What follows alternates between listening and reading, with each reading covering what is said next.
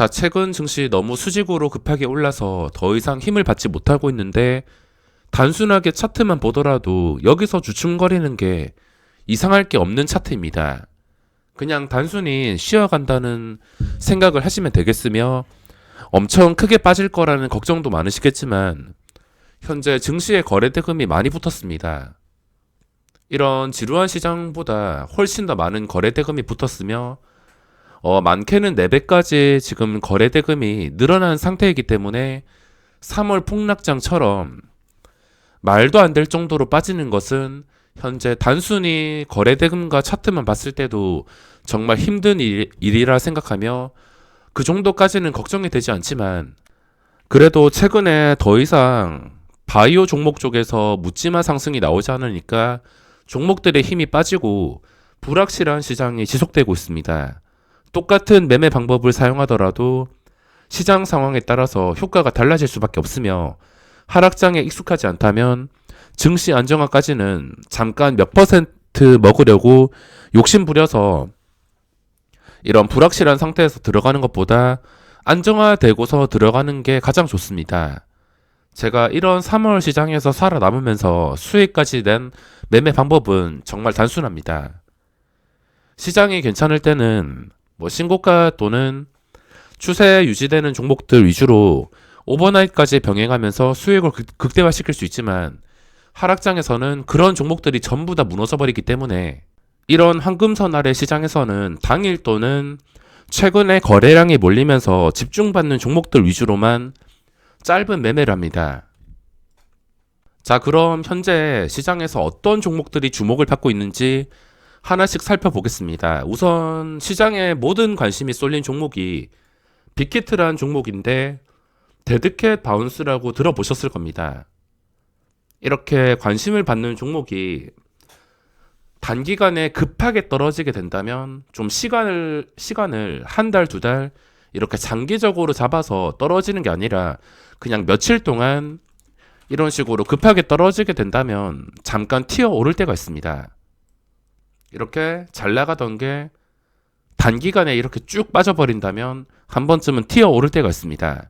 시장에서 이 종목을 잠깐 반등하는 타이밍에 먹기 위해서 이걸 노리는 투자자들이 많을 것 같습니다. 하지만 이런 매매가 익숙하지 않으신 분들은 절대 매매를 해서는 안 된다 생각합니다. 저도 떨어지는 칼날은 진짜 조건이 완전히 갖춰졌을 때만 잠깐 빠르게만 매매하지 이런 떨어지는 칼날을 잡지는 않습니다. 그리고 장중에 떨어지는 칼날이 이렇게 황금선 3분봉당 회복해 주고 나서 유지를 해줄 때 잠깐 들어가서 단타를 칠 뿐 이런 종목은 시장에서 주목을 받고 있긴 하지만 마음 편하기 위해서는 구경만 하는 게 좋으며 모험을 좋아하는 사람이라면 한 번쯤 반등을 노리고 지켜보더라도 괜찮겠지만 저도 분봉상 황금선 유지를 하면서 위로 매물대가 좀 적당하다 싶을 때가 아닌 이상은 매매할 계획은 없습니다. 자, 그리고 현재 시장에서 주목받는 종목들을 보시면 거래대금 상위에서 종목들을 전부 다 선정했습니다. 어차피 최근에 거래대금이 몰리고 최근에 변동성이 늘어난 종목들 보시면 이런 종목들에서 먹을 자리가 쉽게 나올 수밖에 없습니다. S코넥도 마찬가지로 거래대금이 5천억이나 나왔습니다. 이 조용하던 종목이 거래대금이 5천억이 나왔습니다. 5천억이 나오면서 그 전에 고점까지도 돌파했지만 윗꼬리가 상당히 길게 마감을 했으며 다시 이 높은 고점을 돌파 시도할지는 모르겠지만 현재 거래대금이 몰려있다는 것 자체가 주가가 밀리지 않는다면 장중에 순간적으로 매수세가 들어올 수 있기 때문에 당연히 기본적인 시초가 위에서 거래가 될 때 또 변동성을 기대할 수가 있습니다. 저 같은 경우에는 장 초반에 어떤 식으로 매매를 하냐면 여기 1봉 보시면은 제가 장 초반에 빨간 봉이 들어오거나 아니면 이 음봉 몸통이 좀 작은 것들 이런 것들 위주로 체크를 합니다. 이런 것들 위주로 체크를 하다가 계속 시초가에서 밀리지 않고 시초가에서 밀렸다가 다시 시초가 회복해 줄 것 같은 종목들을 중심으로 매매를 하고 있습니다. 그래서 장 초반에 뭐 떨어지는 칼날을 잡을 필요가 없으며 항상 시초가 위 공략, 시초가 위에서 있다는 것 자체가 힘이 있다는 것이기 때문에 제 매매가 그렇게 복잡한 게 아니라서 이 시초가 하나만으로도 충분히 설명을 할 수가 있습니다. 만약 둘째 날에 한 10% 이상 양봉이 좀 살아서 마감을 했더라면 이틀 만에 좀 많이 오른 것이기 때문에 하루 이틀 정도 쉬어가는 자리를 좀 기다렸겠지만 그래도 많이 빠진 상태에서 4%로 마감했습니다. 그리고 KMH 하이텍 이것도 최근에 상한가 간 다음에 이런 식으로 변동성이 생겼습니다. 둘 다 공통점은 상한가를 갔다는 점입니다. 상한가를 간 종목들 이렇게 먹을 자리가 생길 수밖에 없는데 특히 상한가 간 그 다음 날에도 주가가 이 상한가 양봉을 잡아먹지 않고 그 위에서 추세가 유지되면서 거래가 되는 종목들, 그런 종목들이 뭐 며칠 쉬었다가 시세가 나오는 경우도 있으며 뭐 에스코넥이나 이런 KMH 하이텍 하루 이틀 만에 바로 이렇게 변동성이 나오는 종목들이 많기 때문에 이런 시장에서 상한가를 간 종목이 빠지지 않는다면 충분히 짧은 공략을 할 수가 있습니다. 그리고 SV 인베스트먼트도 보유자의 영역이 된 것 같은데 제 기준으로 말씀드리자면 이걸 더 이상 무리하게 추격 매수를 하기가 어렵습니다. 좀 쉬어가는 자리를 뭐 보름 정도라도 만들어 주게 된다면 그 보름 동안 거래량이 좀 끊기면서 주가가 빠지지 않고서 5일선 근처에서 계속 머물러 준다면 그때 또 계획을 세울 수 있을 텐데 쉬어가는 자리가 거의 없습니다. 중간중간에 7%, 8% 그리고 급락했다가 바로 반등했다가 아직은 신규 진입으로서 자리가 힘들기 때문에 한 개라도 애매하다 싶으면 포기를 하는 게 맞습니다. 그리고 앤디포스가 이때 음봉 위에서 마감을 했더라면 그래도 10,000원 다시 노리고서 계획을 세울 수 있었을 텐데 안 좋은 캔들로 마감해서 이건 종가가 다시 9,300원 이상에서 마감되는 게 아닌 이상은 지금은 접근이 힘들 것 같습니다. 그리고 TS 인베스트먼트 이것도 에스코넥 차트랑 거의 비슷한 상태인데 둘 다 거의 비슷합니다. 차이점은 시간의 거래에서 3%나 빠졌다는 것. 보유한 입장에서 시간의 거래에서 3% 이상 빠지게 된다면 신경이 쓰일 수밖에 없는데 그래도 신규 진입자 입장에서는 이런 종목들 해석하는 거 굉장히 쉽습니다. 개파랗게 시작한다 하더라도 어차피 힘이 있는 종목이면은 뭐 잠깐 무너진다 하더라도 다시 올라올 수밖에 없습니다. 한국 파마도 마찬가지인데 시간의 거래 빠진 다음에 개파락이 떴습니다. 개파락 뜨고 나서 이게 진짜 힘이 있는 종목이라면 개파락이 뜬다 하더라도 시초가에서 거래가 되면서 여기서 쉽게 밀리지 않고서 시세가 나왔을 것입니다. 근데 이거는 시초가도 못 지켜주었기 때문에 이런 식으로 힘을 쓰지 못한 것이며 TS 인베스트도 마찬가지.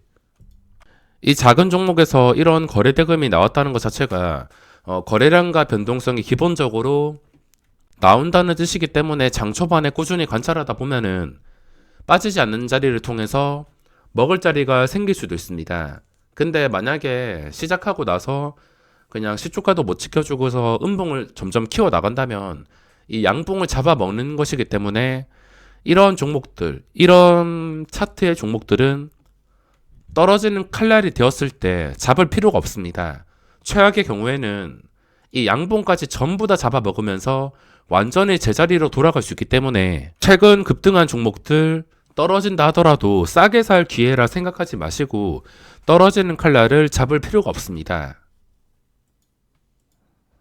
이렇게 거래대금 상위에 모든 답이 나와 있는데 앞타바이오도 최근에 반응이 좀 크게 왔습니다.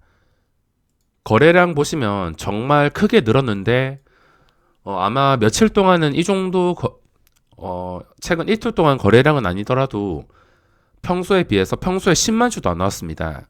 10만 주도 안 나오던 종목이 이제 며칠 동안은 한 하루에 100만 주 정도 유지를 해주지 않을까 생각하며 유지해주면서 주가가 올라왔던 자리에서 빠지지 않게 된다면, 그리고 또 그전 고점 보시면 한 35,000원 정도, 그리고 또 세세하게 본다면은 37,000원, 한 37,000원 정도가 되겠습니다. 35,000원에서 37,000원.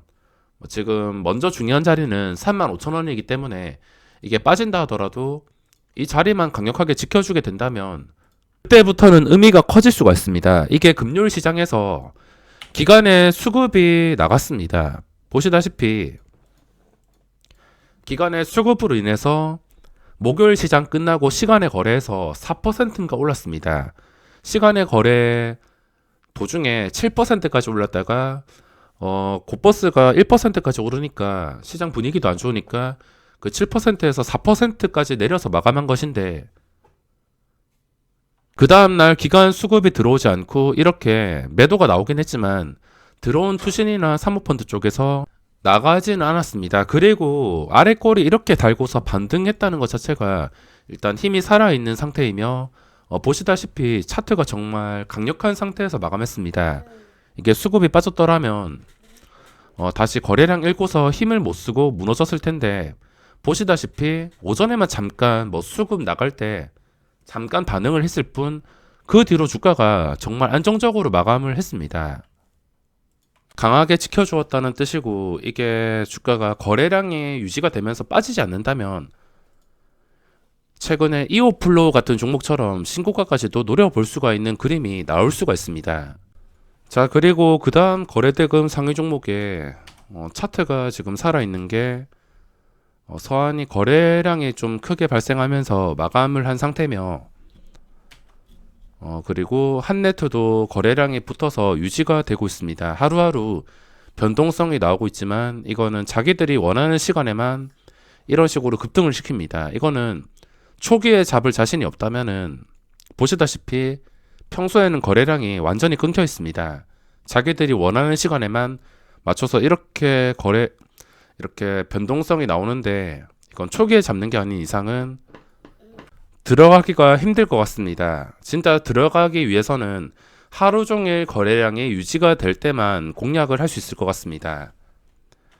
자, 그리고 이오플로 너무 많이 올랐고 시간의 거래에서도 2.7%, 정말 괴물 같은 종목입니다. 신규 상장주, 이런 초대박주 정말 가끔씩 1년에 몇 번 안 나오는데, 최근에 하락장이 조성이 되지 않았더라면 저도 스윙 투자로 충분히 들어갈 수 있었는데 시장 조건과 맞지 않아서 아쉽게 짧은 단타만 쳤던 종목입니다. 만약에 다음에 이런 신규 상장주 대박주가 나온다면 시장 상황이 괜찮을 때 이런 종목으로 대박을 노려보고 싶습니다.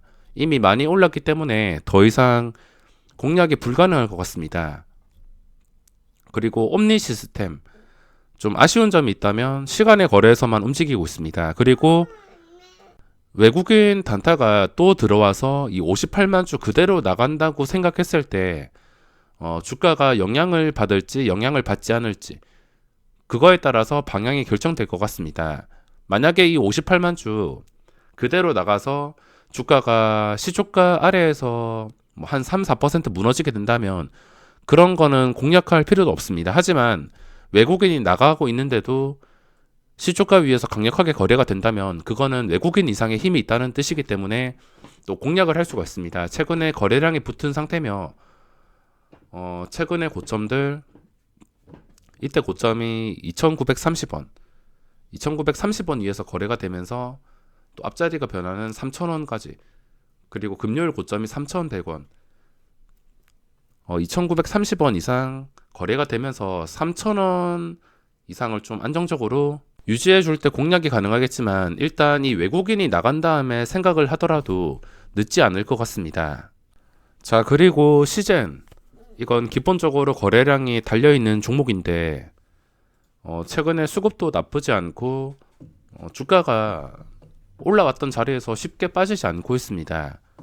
외국인이 중간중간에 계속 들어오고 나가고 반복하면서 움직이고 있으며 어째 되었든 간에 이 자리에서 점점 고점을 높여가고 있으며 황금선 위에 있습니다. 이렇게 빠지지 않고서 거래가 되다가 또 순간적으로 하루 만에 7% 이렇게 상승이 나오게 된다면 30만 원을 그냥 돌파하는 것이며 30만 원 위에서 마감을 하게 된다면 그때부터는 신고가 32만 원, 35만 원, 37만 원 이렇게 단기간에 37만 원 정도까지는 노려볼 수가 있다는 점입니다. 근데 그게 아니라 주가가 다시 이 황금선까지 빠지게 된다면 그때부터는 가야 될 자리에서 못 갔기 때문에 이거 역시 떨어지는 칼날을 잡을 필요가 없습니다. 그리고 매드팩토라는 종목이 최근에 이렇게 황금선 다시 회복해주고 올라왔습니다. 주가가 쉽게 빠지지 않고 있으며 현재 추세가 살아난 상태입니다. 근데 이 종목은 너무 많이 올랐는데 또 쉬어가는 자리도 적당히 만들어준 상태라서 지금 황금선만 어찌 되었든 지켜주게 된다면 또 신고가 뚫어줄 가능성이 있지만 저는 개인적으로 들어가기가 힘들 것 같아서 그냥 구경만 해야 될 것 같습니다. 그리고 최근에 또 주목을 받는 한국파마, 이것도 지금 가장 중요한 자리가 이때 시세가 나왔던 고점입니다. 보시다시피 31,250원. 이 자리를 기준으로 보면 될 것 같으며 이게 힘이 있는 상태라면은 어째 되었든 간에 다시 이 자리를 회복해 줄 것입니다. 근데 그냥 단순히 잠깐 불꽃놀이였다면 다시 무너질 수밖에 없습니다. 이게 오른 과정이 시간의 거래를 통해서 이렇게 거래량을 발생시켰으며 또 시간의 거래를 통해서 이런 식으로 시초가 높게 띄우고선 시세 나오고 시간의 거래를 계속 활용하고 있어서 단기간 해먹고선 나간다는 생각도 할 수밖에 없습니다. 그렇기 때문에 일단은 힘이 있는지 없는지를 확인해야 되며 종가가 31,000원 이상에서 형성이 되었을 때는 그때부터는 또 어디까지 올라갈지 알 수가 없을 것입니다. 장중에는 뭐 거리가 가까우니까 치고 올라간다 치더라도 종가가 이 밑에서 계속 형성이 된다면은 그냥 단기간에 불꽃놀이일 가능성이 높습니다. 최근에 라이닉스를 보시면 이해가 가실 텐데 이것도 상장하고 나서 여기까지는 종가가 10,000원 위에서 형성된 적이 없지만 10,000원 위에서 종가가 형성이 되니까 그 뒤에도 엄청난 시세가 나왔습니다. 단기간에 10,000원에서 40%까지. 한국파마도 똑같습니다. 종가가 31,000원 이상에서 형성이 된다면 그때부터는 또 평소와 다른 움직임과 평소와 다른 힘이 들어왔다는 뜻으로 판단을 할 수가 있습니다. 자, 이렇게 시장이 안 좋아도 거래대금이 몰려있는 종목에서 기본적인 것들만 지키면서 매매를 한다면 충분히 수익을 낼 수가 있습니다. 평소 시장과 다른 점이 있다면 요즘에 시세가 나왔다가 금방금방 빠집니다. 어떤 종목이든 윗꼬리가 달리는 종목들이 많으며 줄 때 못 먹으면 바보를 만드는 시장이 지속이 되고 있기 때문에 시장이 불확실할 때는 짧은 매매가 답인 것 같습니다. 자, 그러면 이번 영상은 여기서 마무리하겠습니다.